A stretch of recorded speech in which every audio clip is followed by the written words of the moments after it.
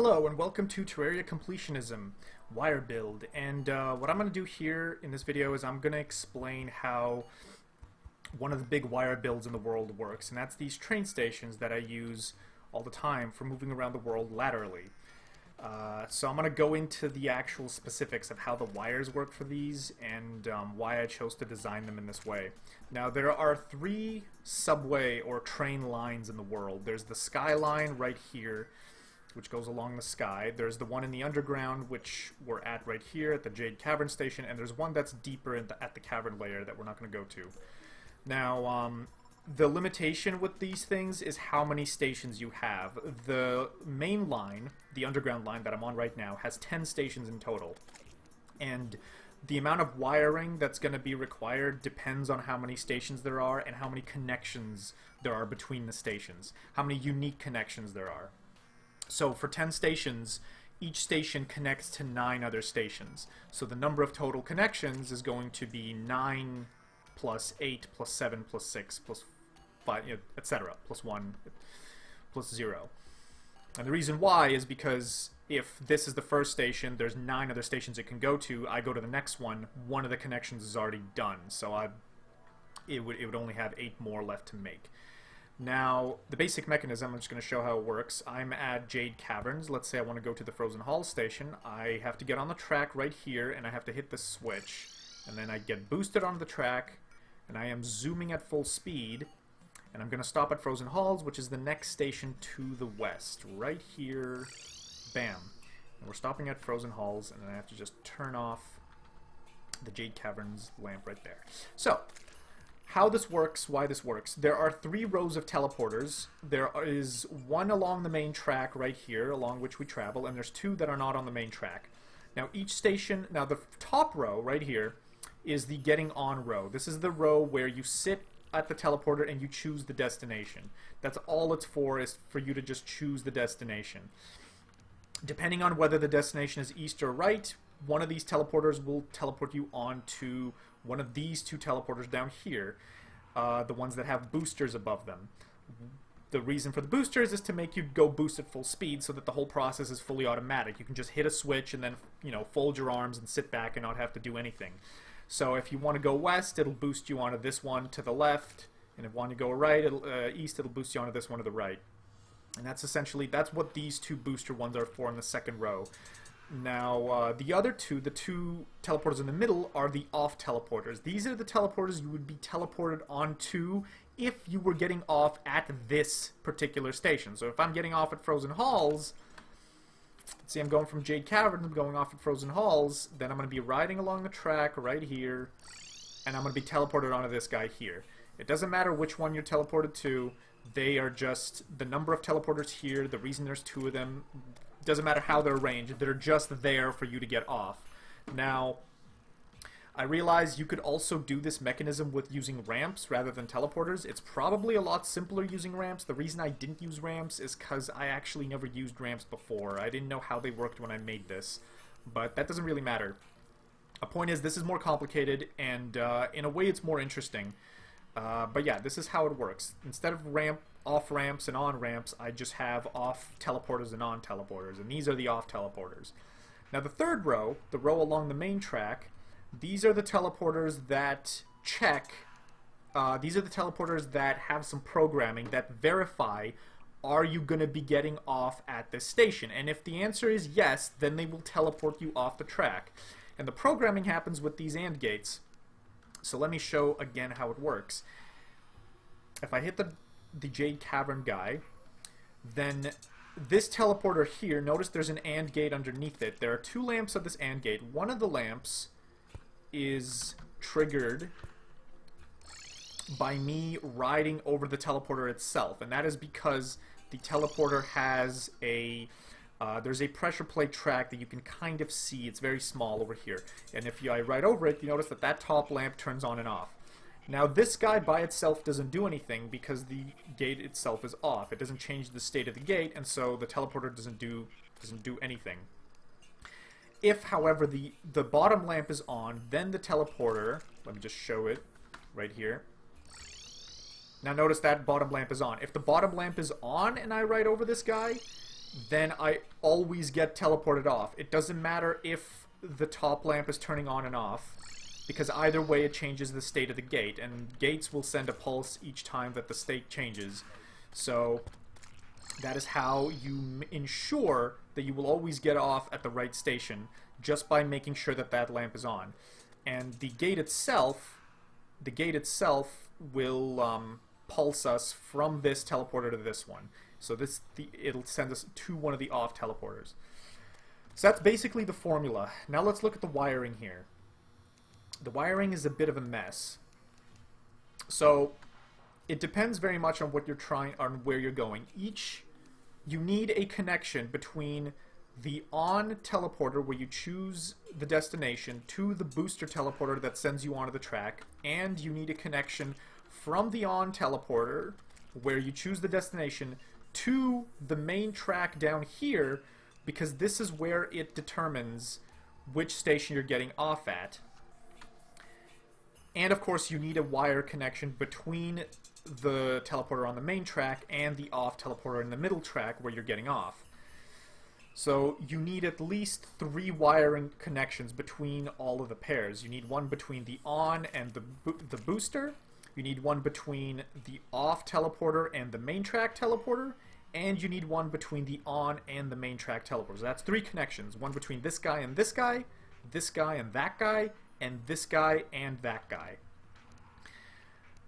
This connection is obvious because you need to get on the track, and this connection is obvious when you get off the track. The connection between these two is to conserve the number of wires. The reason there's a connection between these two is because when I hit this switch, it's a red wire because the wire bulb is red. I'm gonna show you the red wire. This red wire, notice it hits that lower lamp, but it also goes off over into the east. Now, I'm going to show you why that is. I'm going to get on the track right here, hit that thing, and we're just going to follow that red wire. We're going to follow that red wire all the way to the Jade Caverns, which are coming up on right here. And notice it turns on this logic gate lamp. So this logic gate is now on, so this logic gate will take me off the track. And if I go over here to this switch, notice it'll turn that same lamp off, rendering this gate inert, meaning I can ride over that teleporter and it doesn't do anything. So what that means is each time I hit a switch at one station, it needs to turn on a logic gate lamp, the lower logic gate lamp, at the destination station that I'm headed to, so that that station knows that is the station I'm getting off at. If I'm getting off at Frozen Halls but getting on at Jade Caverns, the logic gate lamp over at Frozen Hall has to be turned on. The reason this red wire connects to both the teleporter at Jade Caverns and at Frozen Halls is to conserve the number of wires. If the wire that connects me from Jade Caverns to Frozen Halls is different from the one that takes me from Frozen Halls to Jade Caverns, I would need twice the number of wires I already have. And given how many wires there are, yeah, that would get a little bit too complicated. This makes it really simple. It means that for any pair of stations, there's exactly one wire going between them, and it hits the same two lower logic gate. It hits the same 2 logic gate lamps, lower logic gate lamps at each station, that make sure you get off at that station. What that also means is if I hit this and I get boosted off the track right here and I decide to come back, it's just automatically going to take me off at Jade Caverns. But that would never happen, because the whole point is these boosters are arranged so that they boost you onto the track outside of these main track teleporters that will take you off at Jade Caverns. So if you're ever getting on at Jade Caverns, assuming you don't do anything when you get boosted onto the track, it'll just send you to some other station. There's no chance of you getting off at Jade Caverns if you get on at Jade Caverns because of how the teleporters are arranged. So I'm going to go to some other destination that's much farther. I'm going to go over to the Nexus. The switches are arranged underneath, right above the teleporters that will actually send you somewhere if you hit that switch. So notice I go past Jade Cavern, Frozen Halls, and it doesn't do anything because none of these wires are live. None of those logic gate lamps are turned on, so nothing happens if I go over there because I hit a logic gate lamp that is on at the Nexus. So I'm going to show up at the Nexus in a minute, and it should take me off the track. So we'll watch this in a second. And yeah, it took me off the track because there was a green wire, or there's a blue wire rather, that hit this logic gate lamp right here. So then when I rode over this teleporter, it teleported me onto this guy right here. And again, notice that the way the station is designed, the booster tracks, the ones that boost you to send you to another station, are set up in a way where they boost you onto the track just far enough away from the teleporters that will take you off, so that there's no risk of being of getting off at the station you got on at. And the only thing to remember is that I have to turn off that light, because after I get off at the station, because if I show up at this station and I want to get on the track and one of the lights is on and I step over here and I get on the track, but now the light is off, that means that the lamp over at Jade Caverns is off, which means if I go there, I'm just going to go right past. It's not going to take me off the track. Now I will mention these logic gate teleporters aren't totally consistent. Like sometimes I'm moving too fast, the world hasn't properly loaded, and it won't take you off the track even though the logic gate lamp is on.